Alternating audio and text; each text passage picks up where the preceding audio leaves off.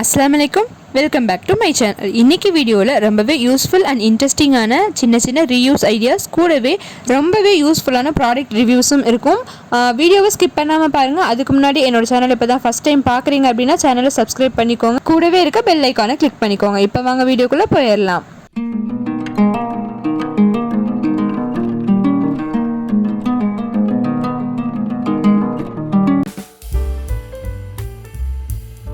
நான் வீட்டுக்கு யூஸ் பண்ணிட்டு இருந்த விளக்கமாறு நல்லாவே தேஞ்சிருச்சுன்னு சொல்லிட்டு புதுசாக ஒரு விளக்கமாறு வாங்கியிருந்தேங்க. புது விளக்கமாறுனாலே அதில் தூசி கொட்டுன்னு தெரியும். அதனால யூஸ் பண்ணுறதுக்கு முன்னாடி 4-5 வாட்டி நல்லா உதுத்திட்டு கொட்டினதுக்கு அப்புறமா தான் கூட்டினேன். அப்படியுமே பாருங்கள், என் வீட்டில் இருந்த தூசியை விட இந்த விளக்கமாரோட தூசி தான் அதிகமாக இருந்துச்சு. சரின்னு சொல்லி இந்த விளக்கமாரை ரன்னிங் வாட்டரில் காமிச்சு நல்லா அந்த தூசியில் கொஞ்சம் கொட்டுற மாதிரி வாஷ் பண்ணிட்டு வெயிலில் காய வச்சு அதுக்கப்புறமா ஈவினிங் எடுத்து கூட்டி பார்த்து அப்பயுமே தூசி கொட்டிக்கிட்டே இருந்ததுங்க. இன்னும் நிறையா தான் கொட்டுச்சு.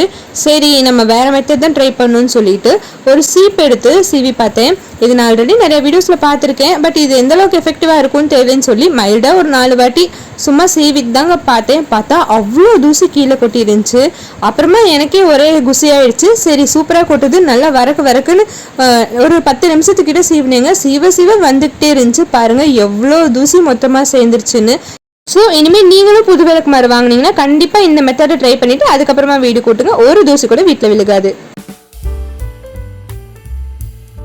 ஒரு கூட பாத்திரம் கூட ஈஸியாக கழுவி எடுத்துருவோம். ஆனால் அடிப்பிடிச்ச பாத்திரம் ஒன்று இருந்தால் அதை மட்டும் கழுவுறதுக்கே பிடிக்காது. பட் அதையுமே ரொம்ப சிம்பிளாக கழுவலாம். எப்படின்னா, அந்த அடிப்பிடிச்சது இருக்கு இல்லையா, அந்த அளவுக்கு தண்ணி ஊற்றிக்கிட்டு அடுப்பில் வச்சு பற்ற வச்சுருங்க. தண்ணியில் லைட்டாக பப்புள்ஸ் வந்ததுமே ஒரு 1/4 ஸ்பூன் அளவுக்கு சோடா உப்பு, மாவு சோடா, கூடவே ஒரு 10 சொட்டு அளவுக்கு எலுமிச்சை பழத்தை புழிஞ்சு விட்டுட்டு இந்த மாதிரி நல்லா நுர பொங்கி வந்ததுமே அடுப்பை ஆஃப் பண்ணிவிட்டு ஒரு 10 நிமிஷத்துக்கு அப்படியே ஊற விட்டுருங்க. அந்த கொதிக்கிறப்பவே அடியில் பிடிச்சிருக்கிறதுலாம் கொஞ்சம் கொஞ்சமாக மேலே வரும். 10 நிமிஷம் நல்லா அது ஊறினதுமே ஆறுனதுக்கப்புறமா தண்ணியை கீழே ஊற்றிட்டு வெறுமனே கம்மி நார் வச்சு இந்த மாதிரி தேய்ச்சிங்கனாலே மேலாக இருக்க கரை எல்லாமே அப்படியே உறிஞ்சிட்டு வருங்க. அதை கழுவிட்டு அடியில் இருக்கிறது மட்டும் கொஞ்சம் நல்லா ஸ்ட்ராங்காக பிடிச்சிருக்கிறதெல்லாம் சோப்பு போட்டு கம்பி நார் வச்சு கொஞ்சம் அழுத்தம் கொடுத்து தேய்ச்சிங்கன்னா அதுவுமே ஈஸியாக வந்துடும். நம்ம வெறுமனே ஊற வச்சு கழுவுனோன்னா ஒரு நாள் ஆனாலும் ஊறாது. ஆனால் இந்த மாதிரி கொதிக்க வச்சு கழுவுனீங்கன்னா 5 நிமிஷத்துல எல்லா பாத்திரமும் கழுவுற மாதிரி கழுவி எடுத்துடலாம். நம்ம என்னதான் கரண்டிக்கு ஸ்பூனுக்குன்னு தனித்தனியாக ரேக் வச்சிருந்தாலுமே கொஞ்சம் வெயிட்டான ஹோல்டர், கேரட் துருவுறது, அப்புறம் பாட்டில் கழுவுற ப்ரெஸ், இது எல்லாமே வைக்கிறதுக்கு நமக்கு இடம் இல்லாமல் இருக்கும். சில வீடுகளில் ஆணியும் அடிக்க முடியாது. அதுக்கு ஒரு சூப்பரான ஐடியா தான். இதுக்கு சாதாரண பூக்குத்துற ஹேர்பின் இருந்தாலே போதும். இந்த ஹேர்பின்னை சூப்பராக வளைச்சிடலாம். இந்த மாதிரி ஃபஸ்ட்டு நான் காமிக்கிற மாதிரி கையிலேயே ஸ்ட்ரைட்டாக வளைச்சி விட்டுருங்க. இந்த மாதிரி கம்பி மாதிரி வந்ததுமே மேலே லெஃப்ட் சைட்லேயும் கீழே அதுக்கு ஆப்போசிட் சைடு அப்படி வளைச்சிங்கன்னா உங்களுக்கு பார்க்குறதுக்கே எஸ் ஹூக் மாதிரி தெரியும். இது மாதிரி உங்களுக்கு தேவையான அளவு எடுத்துக்கோங்க. நான் வந்து ஒரு 2-3 செஞ்சுக்கிட்டேன். ஹேர்பின் தான் இல்லை, சின்ன கட்டுக்கம்பி இருந்தால் கூட நீங்கள் அதை இந்த மாதிரி வளைச்சிட்டு நீங்கள் எஸ் ஹூக்காக செஞ்சுக்கலாம். மெட்டல் வளையல் அதில் கூட செய்யலாம்.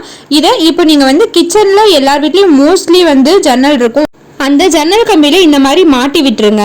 நீங்கள் வந்து மேலே ஏரியா மட்டும் கொஞ்சம் நல்லா டைட் பண்ணி விட்ருங்க. அந்த கம்பியோட கீழே கொஞ்சம் ஓப்பன் ஆகிடுச்சுன்னா நீங்கள் பொருளை வந்து மாட்டுறப்ப ஈஸியாக இருக்கும். நீங்கள் எவ்வளோ வெயிட் வச்சாலுமே தாராளமாக தாங்கும். கண்டிப்பாக ட்ரை பண்ணி பாருங்கள்.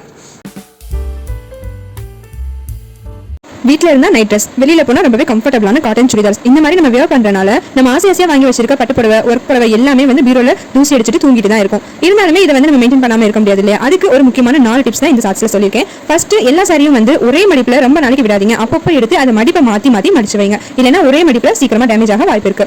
2வது முக்கியமான விஷயம், என்னதான் பூட்டி இருந்தாலுமே பீரோக்குள்ளேயும் ரொம்ப நாளைக்கு அப்படியே இருந்தால் தூசி வரதான் செய்யும். அதுக்கு இந்த மாதிரி சாரி ஆர்கனைசர்ஸ்ல வாங்கி அடிக்க வச்சிருங்க. அது ரொம்ப சீப்பாகவே கிடைக்குது. 8 பீஸ் 200 ரூபாய்க்குள்ள தான் மீஷோல கிடைக்குது. கண்டிப்பாக வாங்கி அந்த மாதிரி அடிக்க வச்சிருங்க. 3வது முக்கியமான விஷயம் என்னன்னா, நம்ம ஒரு ஃபங்க்ஷனுக்கு வியர் பண்ணிட்டு போயிட்டு வந்ததுக்கு அப்புறமா சாரி இந்த மாதிரி கசங்கி தான் இருக்கும். அது நீட்டா இருக்கணுங்கிறதுக்காண்டி அயன் பண்ணி உள்ள வைக்காதீங்க. கண்டிப்பா அயன் பண்ணி வச்சீங்கன்னா நம்ம அடுத்த ஃபங்க்ஷனுக்கு கட்ட வரையும் அதே மடிப்பில் இருக்கும், டேமேஜ் ஆயிடும். இது எல்லாத்தையும் விட ரொம்பவே முக்கியமான 4வது விஷயம் என்னன்னா, இந்த சாரீஸ்லாம் அடுக்குனதுக்கு அப்புறமா சாரீஸ் வாசமா இருக்கணுங்கிறதுக்காண்டி நாப்திலின் பால்ஸ் இல்லைன்னா வந்து வாசனை பொருள் எதுவும் கண்டிப்பாக போடாதீங்க. அது சாரியை ரொம்பவே சீக்கிரம் ஸ்பாயில் பண்ணி விட்டுரும். நம்ம கல்யாணத்தன்னைக்கு உடுத்திருந்த பட்டுப்புடவைலாம் இயற்கையாகவே ஒரு மனம் இருக்குங்க. அது ரொம்பவே மெமரபிளா இருக்கும். உங்க பட்டுப்புடவையிலும் அந்த மாதிரி வாசடிக்கு தானே எடுத்து பாருங்க. இந்த ஒரு பொருள் ரொம்ப நாளாக விஸ்லிஸ்ட்லேயே வச்சுருந்தேன். சரி வாங்கி தான் பார்ப்போமே அப்படின்னு வாங்கிட்டேன்.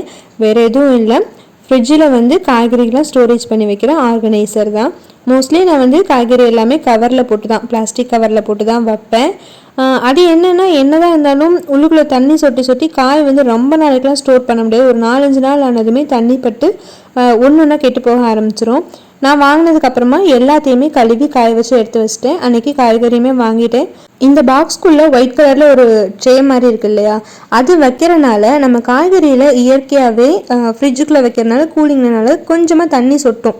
அந்த தண்ணி எல்லாமே அந்த ட்ரேக்கு அடியில் விழுகிறனால தண்ணி வந்து காய்கறியோட டைரக்ட் கான்டாக்டில் இல்லாமல் இருக்கனால காய்கறி கெட்டு போகாமல் இருக்கும். கேரட் பீட்ரூட் எல்லாம் இந்த மாதிரி மேலே இருக்கிறத கட் பண்ணிட்டு தான் நான் ஸ்டோர் பண்ணி வைப்பேன். இந்த பாக்ஸ் எல்லாமே ஃப்ரிட்ஜுக்குள்ளே இருக்க வெஜிடபிள் பாக்ஸில் பத்துமான்னு பார்த்தா தாராளமாக பற்றிடுச்சுங்க. இதை நான் மீஷோவில் தான் வாங்கியிருந்தேன். ப்ரைஸ் வந்து 210 6 பாக்ஸஸ். இன்றைக்கி வீடியோவில் காமிச்சிருக்க சின்ன சின்ன ஐடியாஸ் அண்ட் டிப்ஸ் எல்லாமே உங்களுக்கு ரொம்பவே யூஸ்ஃபுல்லாக இருக்கும்னு நான் நினைக்கிறேன். இந்த வீடியோ முழுசாக பார்த்துட்டு நீங்களும் அதே மாதிரி நினச்சிங்க அப்படின்னா என்னோடய சேனலில் சப்ஸ்கிரைப் பண்ணிக்கோங்க, வீடியோவை லைக் பண்ணிக்கோங்க. இந்த வீடியோவோட லிங்க்கை மறக்காமல் உங்கள் ஃப்ரெண்ட்ஸ் அண்ட் ஃபேமிலிக்கு ஷேர் பண்ணுங்கள். தேங்க்யூ ஃபார் வாட்சிங்.